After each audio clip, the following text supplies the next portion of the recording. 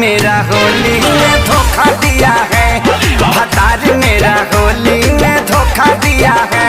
तब मैंने भी देवरा जी को मौका दिया है, तब मैंने भी